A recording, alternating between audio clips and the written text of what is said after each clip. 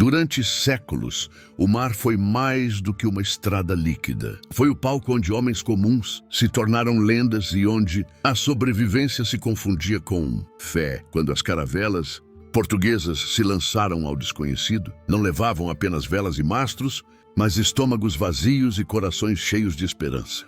Cada viagem era uma aposta contra o infinito, e cada refeição um pacto silencioso com a vida. O oceano não oferecia garantias, apenas a promessa de testar até o limite a resistência humana. O que se comia a bordo não era apenas alimento, mas símbolo de coragem, disciplina e desespero. Era o gosto amargo da história que começava a ser escrita. No início, quando os navios deixavam Lisboa, havia uma sensação de abundância. Barricas pesadas eram empilhadas nos porões. Água doce, farinha, carne salgada, biscoitos duros, feijão frade, vinho e azeite. O cheiro da madeira nova misturava-se ao das especiarias e, por alguns dias, parecia possível acreditar que a viagem seria suportável. Mas o tempo era inimigo. Bastava o sol subir e o calor transformar cada barrica em um pequeno inferno. A água, limpa nos primeiros dias, logo se tornava um caldo de limo e insetos. Beber era um dilema cruel. Quem arriscava demais adoecia. Quem evitava demais sentia a sede corroer por dentro. O vinho, áspero e quente, tornava-se mais seguro que a própria água. Até os meninos de bordo bebiam, não por prazer, mas por sobrevivência. O pão que levavam era tudo, menos pão. Chamado de biscoito do mar, era feito apenas de farinha e água, assado repetidas vezes até perder toda a umidade. Duro como pedra, podia durar meses, mas logo se cobria de fungos e vermes. Os homens precisavam quebrá-lo sobre o joelho e mergulhá-lo no vinho para amolecer. Era isso ou machucar os dentes já fracos pela falta de nutrientes. Muitos comiam de olhos fechados, fingindo que não viam o que rastejava entre as migalhas. Cada mordida era um ato de coragem, cada gole um lembrete de que ainda estavam vivos. A carne salgada era um capítulo à parte. Feita para durar, era tão dura que parecia mineral. Antes de comer, precisavam deixá-la de molho por horas. Às vezes em água quente, às vezes na água quase podre disponível. Mesmo assim, o sabor era agressivo, amargo, salgado ao extremo. O cheiro, quando o barril era aberto, subia como um fantasma e percorria todo o convés. Havia homens que vomitavam antes mesmo de provar. Mas recusar significava enfraquecer. E enfraquecer era assinar uma sentença de morte lenta. No convés inferior, onde o ar quase não circulava, alguns animais vivos eram mantidos para servir de alimento fresco. Porcos, galinhas e cabras. O problema era mantê-los vivos. O calor os adoecia. As fezes se acumulavam, o espaço apertado deixava tudo insuportável. Durante tempestades, muitos animais caíam no mar e desapareciam nas ondas. Cada sobrevivente era tratado como um verdadeiro tesouro. Era carne fresca em meio à decadência. Quando o mar permitia, alguns se aventuravam a pescar. Jogavam anzóis improvisados, feitos com pedaços de metal torto. Se tivessem sorte, conseguiam um peixe prateado que brilhava sob o sol. Era um milagre breve, dividido em pequenos pedaços entre poucos homens. Mas a pesca não era rotina. Era um presente raro que o mar dava quando queria, e o mar nunca foi generoso. Às vezes havia mel, às vezes frutas secas, coisas simples, mas capazes de arrancar lágrimas de homens adultos. O açúcar era artigo de luxo, reservado aos oficiais.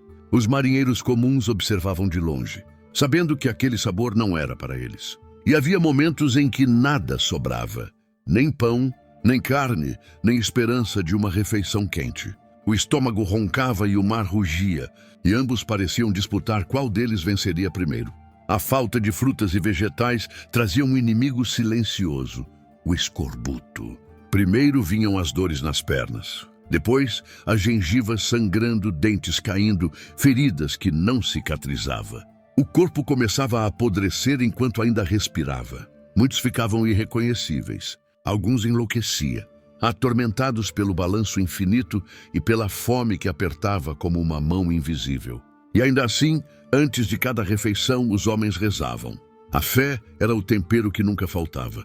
Um pedaço de pão duro e um gole de vinho eram suficiente para lembrar-lhes que ainda estavam vivos. Cada oração era um pacto com o próprio destino.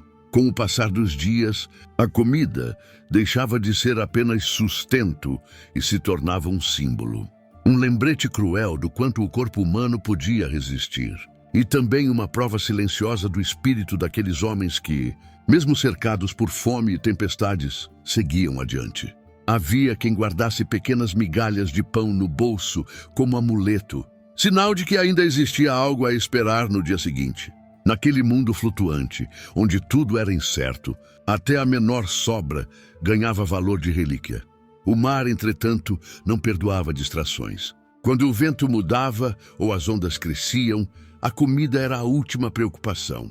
A bordo tudo se transformava em caos. Barricas rolavam, animais gritavam, homens escorregavam no convés molhado enquanto tentavam se agarrar a cordas e mastros. Em meio à tempestade, o cheiro da carne salgada se misturava ao da água podre que escorria dos barris abertos. Os que conseguiam comer algo nesses dias faziam isso mais por obrigação do que por fome. A prioridade era sobreviver ao próprio oceano. Os cronistas da época registraram a dura contradição entre a fartura das mesas em Lisboa e a pobreza alimentar das viagens. Enquanto nobres saboreava carne fresca, pão macio, frutas e vinho de boa qualidade, os navegantes mastigavam desespero a cada manhã. O mar se tornava juiz da condição humana, um espaço onde nada era garantido e tudo podia ser tirado sem aviso.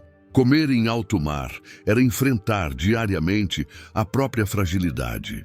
Não foi apenas o horizonte que os navegantes desafiaram, mas a própria essência da sobrevivência. O mar, vasto e implacável, transformava cada refeição em um rito de resistência e cada oração em um pacto silencioso com a vida. Entre o pão duro e o vinho áspero, os homens descobriram que a verdadeira conquista não estava apenas nas terras alcançadas, mas na coragem de afirmar a existência diante do vazio. Os que voltavam traziam cicatrizes invisíveis e memórias de fome, mas também a certeza de terem participado de uma epopeia que mudaria o mundo. Comer em alto mar era afirmar a vida diante do nada, e essa coragem, repetida em silêncio, permanece como herança eterna das grandes navegações.